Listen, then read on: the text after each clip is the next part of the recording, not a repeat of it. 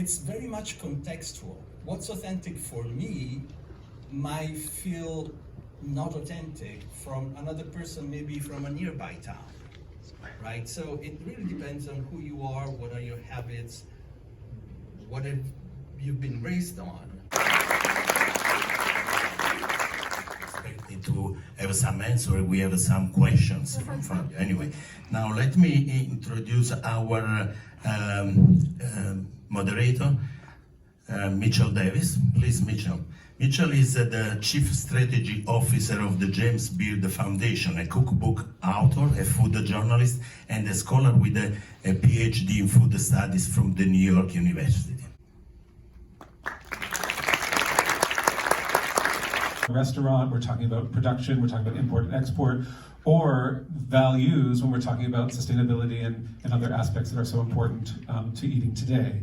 So we're here with a group of chefs, restaurateurs, a food importer, and I want them each to introduce themselves very briefly by name, by saying where you're from, because in this audience and for this group, I think where you're from is an important part of the conversation.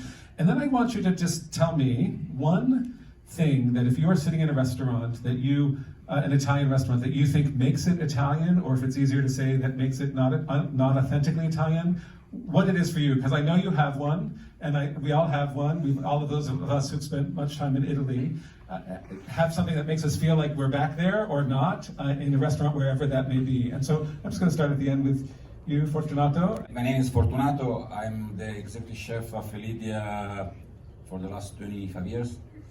I'm originally from Sicily, grew up in Piedmont, so I do a different approach to cooking. I think it's like an Italian cuisine, like a chicken francese. The first time I start to work, and I just come from Italy, and I start to work at Felidia. And when the first week I have an order of chicken francese, I thought it was a joke. It's like, it's an Italian restaurant, they asked me a chicken francese. And all my cooks, they were working there forever, they say, are you Italian? Are you sure you don't know what chicken francese is? So I learned what chicken francese is. French fast. toast. So if I find chicken francese in a restaurant, I know it's not Italian.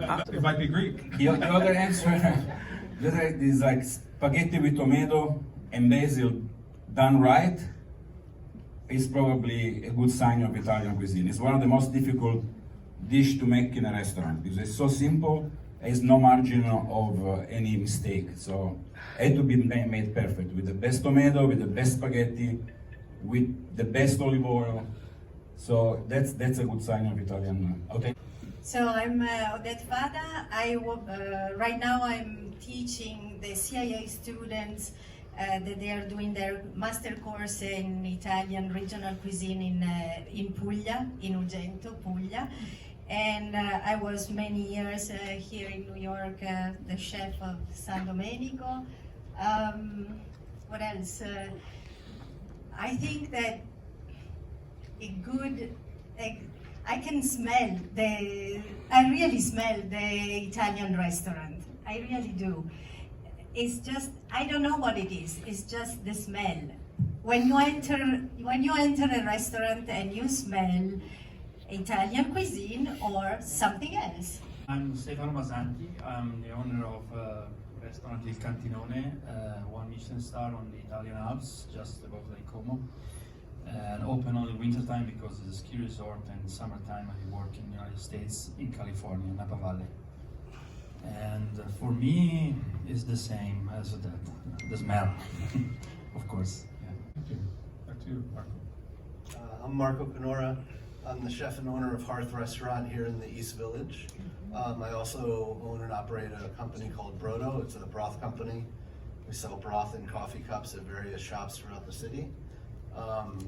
And so, to your question, Mitch, I would say like the simplicity and confidence of Italian food, I think, shines through a menu. So when I go into an Italian restaurant and I see a menu that is written in a very confident way, in a very minimalistic way, I always feel like that's a good sign because it's somebody who's very confident in simplicity.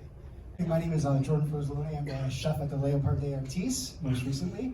And I'm originally from Chicago. I've been in New York for about 18 years. And For me, I think I'm echoing what everybody is saying is the simplicity in Italian food. I think it's simplicity, and I think it's the aesthetic and the nuance of the plating of the dishes.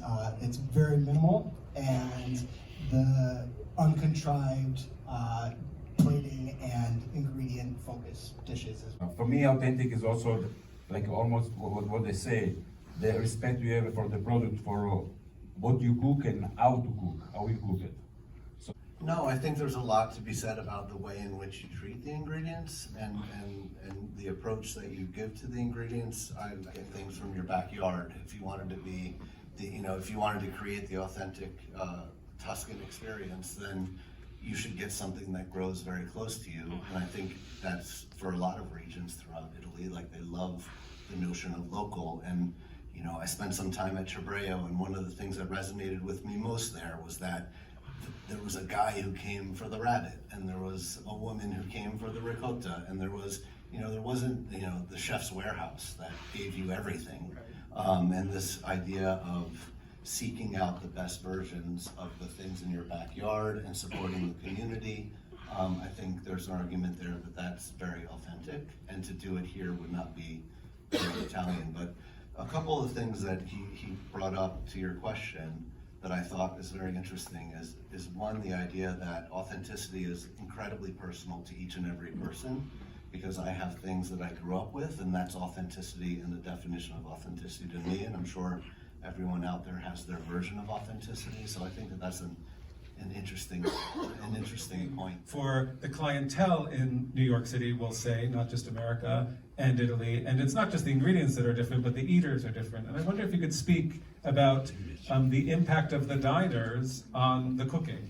I think it's okay. We have to think about the restaurant is a business, so we have also to compromise sometimes. We don't want to compromise, but you have some time to compromise. Yes, it's always very difficult to find the right balance. Yes, because the balance between what is authentic and what people want. The state of the union in New York City today, and reviewers, and that whole kind of framework and angle to this conversation. And I would say, like, if you were to open a restaurant today, an Italian restaurant today in New York City, and tried to do solely authentic food, that the vast majority of the chances are very high that the review system would basically give it a yawn and say it would be like the kiss of death. Now, there's always outliers. There's always that one restaurant that does amazing. What's the place that just opened on 20th Street that got 3 stars from people? Yeah, Restora, right? He's doing very traditional food. It's not kind of fancified. He's not trying to put a twist on anything, and he got a lot of love. But I would say that's the rare case. And in a competitive environment like New York City, with 20,000 restaurants, I think it would be the kiss of death to just do spaghetti al pomodoro. And I don't care how good it could be, the best spaghetti al pomodoro you ever make in your life.